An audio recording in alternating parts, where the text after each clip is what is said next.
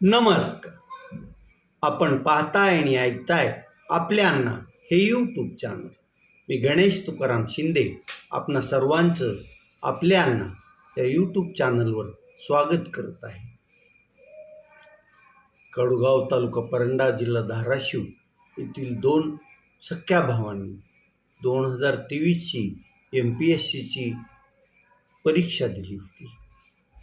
Police म्हणून कार्यरत असणाऱ्या या दोघाही भावांनी ही परीक्षा दिली आणि ते PSI पदी आता काही काळातच रुजू होणार आहे. असंच भाऊबंदकीचं राजे निंबाळकर कुटुंब पण धाराशिव शहरात आणि या धाराशिवच्या आसपास राहतं. हे राजे निंबाळकर कुटुंब कोणत्या गावाहून धाराशिवला आलं, कशासाठी आलं, येताना ती किती होते आणि आता किती घरं झाली आहेत आणि त्यात पुढं राजकारणात कोणत्या दोन भावांचा बराच काळ गवगवा होता याबाबतची वृत्तमालिका उद्यापासून दररोज सकाळच्या आपल्या अन्नावर तुम्ही ऐकाल. 2006ला भाऊबंदकीतूनच पवन उर्फ भूपालसिंह संताजीराव राजे निंबाळकर यांची नवी मुंबईतील कळंबोली येथे निर्घृण हत्या करण्यात आली होती. त्यांच्याबरोबर त्यांच्या कारचा चालक समद याची पण हत्या झाली होती. या हत्याकांड होऊन आता जवळपास 20 वर्ष झाली आहे. अद्यापही हे प्रकरण न्यायालयात सुरू आहे. न्यायालयानं मागच्या तारखेला येत्या 14 मेला या प्रकरणाचा निकाल जाहीर करण्याची घोषणा केलेली आहे. बघूया ते त्यात काय होतं.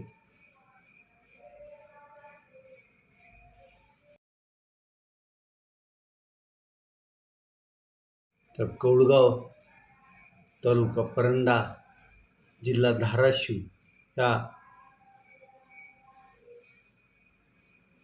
छोट्याशा कौडगावातील दत्तात्रय पाडुळे यांची हे अल्पभूधारक आणि अल्पभूधारक असल्यामुळं ते साखर कारखान्यावर ऊसतोडीच्या कामासाठी पण जात होते. दत्तात्रय पाडुळे यांना महारुद्र आणि रत्नाकर अशी दोन मुलं, ही दोन्ही मुलं आपलं शिक्षण सुरू असतानाच्या काळात वडील दत्तात्रय आणि आईबरोबर सोनारी येथील भैरवनाथ शुगर या साखर कारखान्यावर ऊसतोडीचं काम करण्यात आलं. यातील मग महारुद्र दत्तात्रय पाडुळे हे 2014 साली मुंबई पोलीस दलात कॉन्स्टेबल म्हणून दाखल झाले. पोलीस दलात दाखल होऊन त्यांना आता जवळपास 11 ते 12 वर्ष झालेली आहे. त्यांच्यामुळं म्हणा किंवा त्यांच्याचप्रमाणे अभ्यास करून त्यांचे लहान भाऊ रत्नाकर हेही 2018 साली मुंबई पोलीस दलात भरती झाले होते.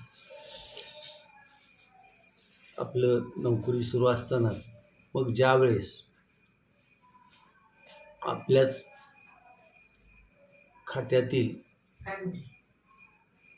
म्हणजे सर्व्हिसच्या ह्याच्यातून जी MPSCची परीक्षा देऊन PSI पदाची निवड होते. त्या परीक्षेला दोघेही भाऊ एकत्रच बसले. दोघा भावांनी MPSCची 2023ची ही परीक्षा दिली. त्या परीक्षेची तयारी दोघांनी एकत्र मिळून केली. चर्चा, एखाद्या विषयावर एकमेकांना मार्गदर्शन असं केल्यामुळं 2023मध्ये झालेल्या या परीक्षेचा निकाल नुकताच लागला असून त्या निकालात दोघाही भावांची महाराष्ट्र पोलीस दलात PSI म्हणून त्यांना आता संधी मिळणार आहे. एका गरीब कष्टकरी अल्पभूधारक शेतकऱ्याच्या पोटच्या मुलांनी हे जे कर्तृत्व दाखवलं आहे, त्यामुळं त्यांच्या गावात दोघांचीही मिरवणूक काढण्यात आली, त्यांचा सत्कार करण्यात आला. आपल्या गावातील 2 युवक आता PSI होणार, त्याचा आनंद गावकऱ्यांनाही त्यांच्या याच्यात मावत नसल्याचं काल ज्यावेळेस त्यांची मिरवणूक काढण्यात आली त्यावेळेस दिसून येत होतं. दोन्ही पाडुळे बंधूंना त्यांनी मिळवलेल्या MPSC परीक्षेतील यशाबद्दल त्यांचं अभिनंदन आणि PSI म्हणून ते जे पुढं कार्य करतील त्याला आपल्या अण्णा ह्या यूट्यूब चॅनलच्या हार्दिक शुभेच्छा.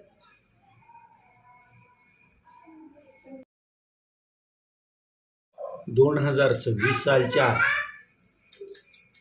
उच्च माध्यमिक म्हणजे HSC परीक्षेचा निकाल आज दुपारी ऑनलाईन प्रकाशित झाला.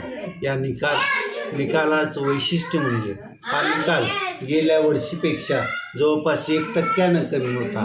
यावर्षीचा निकाल हा 89.79% एवढा लागलेला असून याही निकालाचं वैशिष्ट्य म्हणजे यावर्षी HSCच्या परीक्षेत मुलीचं उत्तीर्ण होण्याचं प्रमाण हे सर्वाधिक आहे.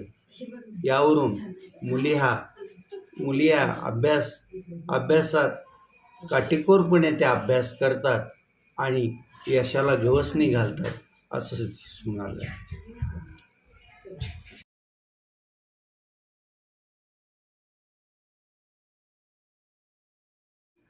IPLच्या जी T20 क्रिकेट स्पर्धा सुरू आहे त्यात आज संध्याकाळी मुंबई इंडियन्स आणि चेन्नई सुपर किंग या 2 IPL चषक जिंकणाऱ्या संघात सामना होणार आहे. दोन्ही संघाचं एक वेगळेपण ह्या सीझनमध्ये दिसून आलं आहे. चेन्नई सुपर किंगचा जवळपास 18 हंगाम सर्वाधिक चर्चित असा खेळाडू महेंद्रसिंग धोनी त्याची चेन्नईनं या वर्षीसाठी त्याच्याबरोबर करार केलेला होता, परंतु प्रकृती अस्वस्थामुळे त्याला अगदी आजपर्यंत चेन्नई सुपर किंगकडून या हंगामात खेळता आलेलं नाही. त्यामुळं तो आज तरी खेळेल का हाही प्रश्न असणार आहे. तर दुसरीकडं मुंबई इंडियन्सचा स्टार खेळाडू म्हणून ओळखला जाणारा रोहित शर्मा हा गेल्या 15 वेळा खेळताना जायबंदी झालेला आहे आणि त्यामुळं त्याला खेळणं शक्य नव्हतं, पण त्याची प्रकृती पूर्वपदावर आल्याचं सांगितलं जाते. त्यामुळं कदाचित आज रोहित शर्मा मुंबईकडून मैदानात उतरलेलं आपल्याला दिसतो की नाही हेही पाहणं तेवढंच उत्सुकतेचं सर्वांना असणार आहे. आता आपण इथंच थांबूया. तुम्ही आपल्या अण्णा हे यूट्यूब चॅनल सबस्क्राईब करा, लाईक करा आणि कमेंट्स पण नोंदवा. धन्यवाद.